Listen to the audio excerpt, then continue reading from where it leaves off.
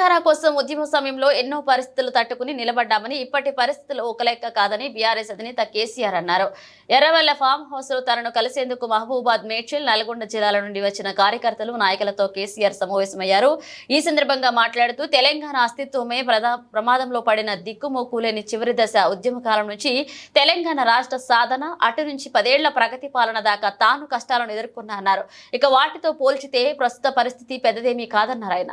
ఒకసారి ప్రజా జీవితంలో పబ్లిక్ లైఫ్లో ఉంటామని నిర్ణయించుకున్న తర్వాత ప్రజలు ఏ పాత్ర ఇస్తే ఆ పాత్రలో పనిచేస్తూనే ఉండాలి. అది రాజకీయ నాయకుని యొక్క, రాజకీయ కార్యకర్త యొక్క లక్షణం అయి ఉండాలి.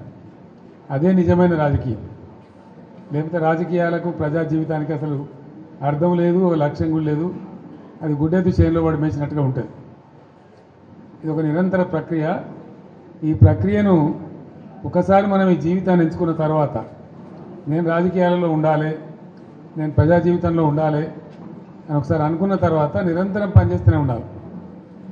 మేము అధికారంలో ఉంటేనే లెక్క, మాకు పవర్ ఉంటేనే లెక్క. అందుకోసం మీ అందరికీ నేను మనవి చేసేది ఏంటంటే, మన పిఆర్ఎస్ పార్టీది ఒక ఉజ్వలమైన ప్రస్థానం. మనది విజయగాథ, అపజయగాథ కాదు. ఎవడున్నారండి 2000 సంవత్సరంలో తెలంగాణకు? మర్చిపోయినాం కదా మనం అందరం కూడా. ఎక్కడ తెలంగాణ, ఏం తెలంగాణ? నన్నే అన్నారు చాలామంది, తెలంగాణ పోదాం రారంటే క్యా దుకాణంలాగా సాబ్ అని మాట్లాడింది. అంత దారుణంగా మర్చిపోయింది. కంప్లీట్ బానిసలం అయిపోయినాం కదా ఆ రోజు. మన భాషను మాట్లాడడానికే భయపడ్డ రోజులు అది. మన సొంత మాతృభాషను బషీర్బాగ్లో కాల్చివేయటం, ఇవన్నీ జరిగిపోయిన తర్వాత ఒక దశలో ఇంకా లాభం లేదని ఒక పిడికెడు మందితోని ఆనాడు చంద్రబాబు నాయుడు ప్రభుత్వం ఉండే రాష్ట్రంలో అతని చేతిలో 29 మంది ఎంపీలు, 185 ఎమ్మెల్యేలతో గెలిచిండు. 20 ఏళ్ళు రాజ్యంలో ఉంటా అంటాడు. పేపర్లు, మీడియా అంతా ఆయన చేతిలో, సినిమా పరిశ్రమ వాళ్ళ చేతిలో, మొత్తం పరిశ్రమలు వాళ్ళ చేతిలో.